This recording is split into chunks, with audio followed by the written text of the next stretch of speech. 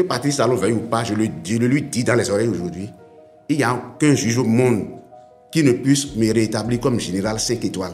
Moi, avec mon salaire qui a été déjà coupé en 4 par Patrice Talon, je me suis retrouvé à perdre au moins 200 000 francs sur ce que je gagnais.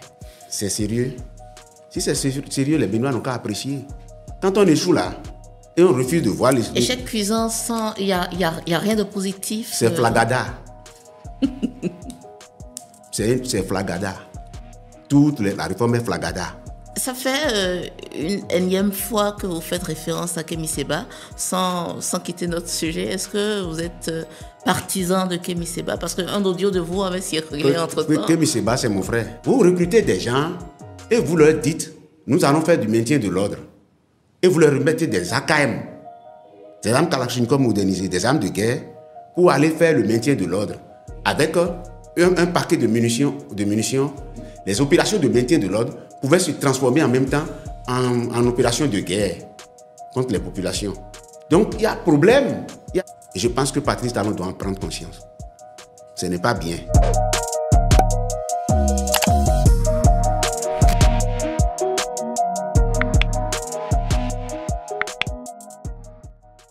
Bienvenue sur notre chaîne.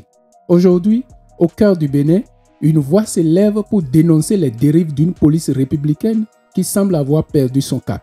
Un héritage colonial lourd à porter, des réformes controversées, des bavures en hausse et une jeunesse policière démotivée. Qui est Philippe Oundéyon?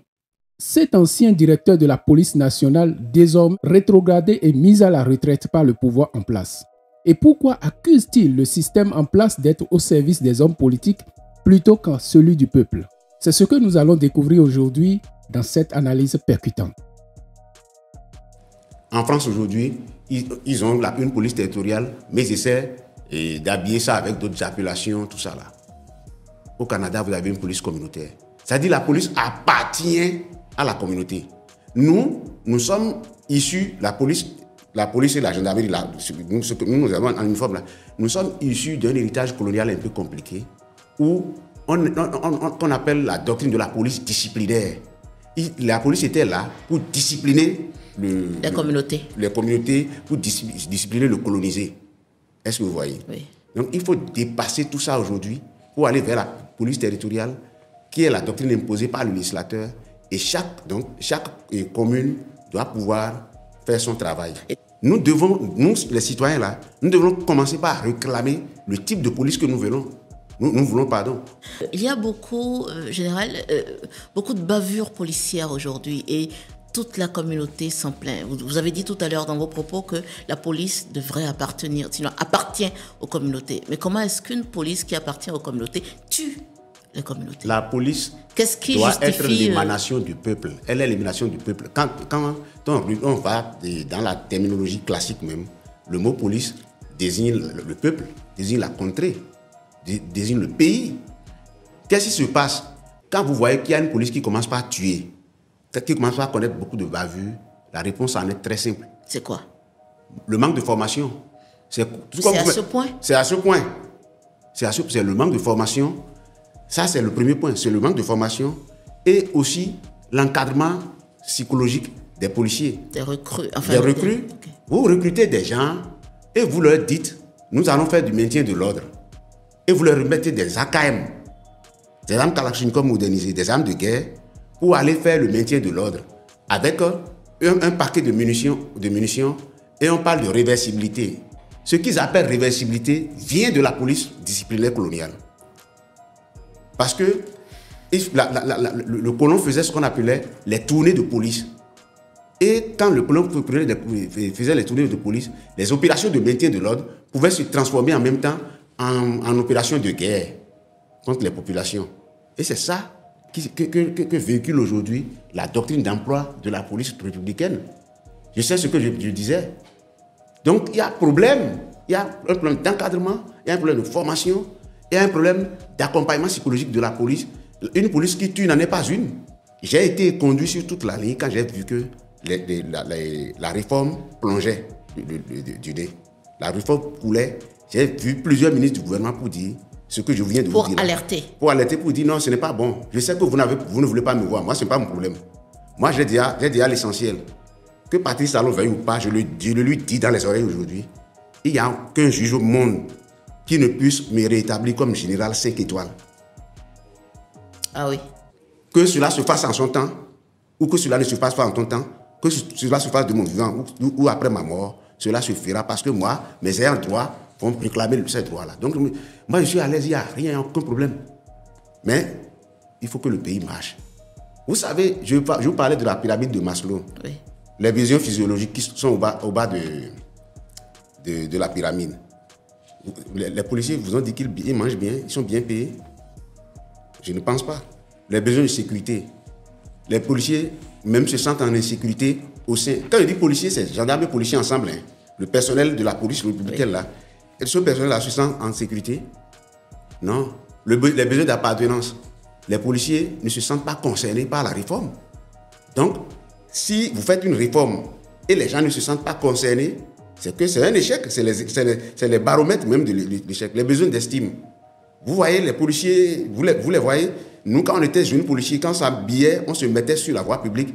Vous sentez que nous étions fiers d'exercer notre profession. Cette fierté a disparu. Et les besoins d'accomplissement. Qu'on veuille ou pas, moi, je suis devenu général aujourd'hui. Ce qui est fait au sein de la police républicaine empêche la jeunesse d'évoluer. Comment vous avez des jeunes et que vous recrutez et que vous ne pouvez pas faire évoluer.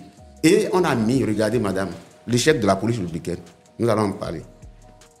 On a mis des barrières de grade pour faire avancer les gens. Ce qui fait que beaucoup de gens ont démissionné, ils sont rentrés aux États-Unis, partout. Les gens m'appellent de partout. Entre-temps, j'ai écouté Alassane Seydou venir dire oui, les gens ont trouvé mieux. Il faut que les gradés là, de la police et de l'armée cessent de faire dire ces genres de choses aux ministres et aux chefs de l'État. Parce que quand on est avec un chef, il faut être loyal. C'est la loyauté que je recommande aux gradés de l'armée comme aux gradés de la police. Madame, sur quels critères on met des gens à la retraite qui ont commencé par travailler le même jour? On met les uns à la retraite, on laisse les autres Vous pensez que c'est politique? C'est de la fantaisie politique. Moi, je ne travaillerai plus pour l'État, en tout cas pas dans le secteur de la police. Je ne travaillerai plus pour l'État dans le secteur de la police. Parce que je sais faire autre chose. Ce que les gens pensaient en me mettant à la retraite, ils ont pensé me paupériser. Ils ont tout faux. Et les plus petits que nous, les gens qui ont 38 ans, qu'est-ce qu'ils vont devenir? On a mis des gens de 40 ans, 48 ans à la retraite. Des gens qui étaient en mission à l'ONU. Vous voyez la situation, vous dites que le ministre nous dit qu'il n'y a pas échec. Il y a échec. Quand on échoue là, et on refuse de voir les... Échec cuisant sans... Il n'y a rien de positif. C'est flagada. c'est flagada. La réforme est flagada. Et je pense que Patrice Talon doit en prendre conscience. Ce n'est pas bien. Parce que moi, je ne dois plus rien à aucun gouvernement. Pourquoi aujourd'hui Regardez, oui. Par exemple, le chef de l'État qui vient à la télé, quand il a mis les gens à la retraite d'office, d'accord? Oui. On va en parler, hein? Oui. On va faire une émission spéciale peut-être. Quand il met les gens à la retraite d'office, et il vient vous dire à vous, la population, que les gens ne souffriront pas, les retraités d'office ne vont pas souffrir d'un abaissement de leur traitement, de moyens, tout ça là. Moi, avec mon salaire qui a été déjà coupé en 4 par Patrice Talon, je me suis retrouvé à perdre au moins 200 000 francs sur ce que je gagnais. C'est sérieux. Si c'est sérieux, les Béninois n'ont qu'à apprécier. Mais c'est une bonne libération pour moi. Ça me permet de participer à toutes les activités politiques dans le pays, de participer à tous les fronts, d'être aux côtés de qui je veux, de Kémi Séba, de qui je veux. Parce que les gens me reprochent d'être avec Kémi Séba. Et ça nous fait une belle série d'émissions à réaliser. Oui, moi je vais travailler avec vous sur ces questions-là, ne vous inquiétez pas. Ça fait une énième fois que vous faites référence à Kémi Séba, sans quitter notre sujet. Est-ce que vous êtes partisan de Kémi Séba? Parce qu'un audio de vous avait circulé entre-temps. Kémi Séba, c'est mon frère. Ah, d'accord. C'est un panafricaniste et je suis aussi d'obédience panafricaniste. Ce qui fait la différence entre les autres et nous, peut-être, c'est qu'il faut apporter la troisième voie. Parce que le Béninois fatigué de la querelle Talon Boniaï. Je fais partie des gens qui vont porter la troisième voie désormais pour dire notre pays mérite plus que ça. Vous savez, quand vous êtes au sein d'une communauté, et si vous pensez que vous êtes un homme de culture, vous devez prendre vos responsabilités. Et c'est ce que Aimé Césaire a dit dans un article très intéressant qu'il a publié. Je ne me rappelle pas le numéro de la revue Présence africaine. Il a démontré les missions de l'homme de culture. L'homme de culture doit être plus proche de la vérité. Et je vous renvoie aussi à Alexandre Solzhenitsyn de Russe, qui a gagné le prix Nobel en 1977. Il faut dire la vérité. Moi, je préfère vivre sans mentir comme Solzhenitsyn. C'est un devoir de vérité que vous devez J'ai un au peuple devoir de vérité béninois. envers le peuple. J'ai un devoir de vérité envers le peuple. La police républicaine, censée être l'incarnation de la sécurité et du respect des droits des citoyens, se retrouve aujourd'hui au cœur d'une controverse qui la dépeint comme un outil de répression politique. Philippe Oundéyon, ancien haut gradé de la police, n'hésite pas à pointer du doigt un système qui, selon lui, est un héritage néocolonial. Une police née pour discipliner, pour contrôler, mais jamais pour servir. Ce système est encore en place aujourd'hui, faisant de la police non pas une police protectrice des citoyens, mais une force aux ordres des puissants. Oundéyon rappelle que la doctrine actuelle qui permet à la police d'utiliser des armes de guerre contre la population est un vestige de cette police disciplinaire coloniale, loin de la police communautaire qu'il appelle de ses voeux. Une police qui serait véritablement au service du peuple et non des intérêts politiques. Au Bénin, la mise à la retraite d'office de plusieurs agents de forces de défense et de sécurité a fait couler beaucoup d'encre. Pour Oundéyon, cette réforme n'est rien de moins qu'une fantaisie politique, une décision prise sans véritable réflexion stratégique, laissant de nombreux jeunes officiers dans une situation d'incertitude totale. Les décisions de retraite forcée, selon lui, ne sont qu'un symptôme de manque de conseils adéquats auprès du président de la République. La réforme a conduit à une perte massive de talents et de compétences. Des jeunes officiers qui auraient pu servir le pays sont désormais mis sur la touche sans espoir de progression. Avec cette réforme, la motivation des policiers s'est effondrée. La fierté d'autrefois, où les jeunes recrues arboraient leurs uniformes avec honneur, a disparu. Aujourd'hui, la police républicaine semble se noyer dans la misère et le désespoir. Philippe Oundéyon souligne que la police elle-même vit dans l'insécurité, non seulement face à des menaces extérieures, mais aussi à cause des conditions de travail déplorables. Mais comment espérer une police motivée alors que ses besoins fondamentaux ne sont même pas satisfaits? Les bavures policières se multiplient et toute la communauté s'en plaint. Mais comment une police qui appartient supposément à la communauté peut-elle la réprimer aussi violemment?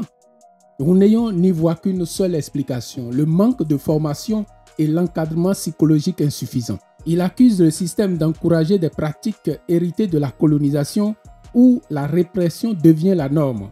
Une police qui tue, selon lui, n'en est pas une. Et tant que ces pratiques ne seront pas réformées en profondeur, la population continuera de souffrir des essais d'une force censée la protéger. Dans ce contexte déjà tendu, Oundéyon fait face à une autre accusation, celle d'être proche de Kémi Séba, une figure controversée du panafricanisme radical. Lui-même se décrit comme un panafricaniste, mais refuse de se laisser enfermer dans les cases qu'on lui impose. Il revendique une troisième voie, loin des querelles politiciennes, et affirme que sa proximité avec Kémi Séba est avant tout idéologique, basée sur une vision commune d'une Afrique libre et souveraine. Mais pour lui, cette quête de vérité et de justice ne peut passer que par une police réformée, libérée des chaînes du passé et au service de tous les Béninois. Le parcours de Philippe Oundéyon est celui d'un homme en quête de justice, mais aussi d'un patriote déterminé à dénoncer ce qu'il considère comme les dérives d'un système en crise.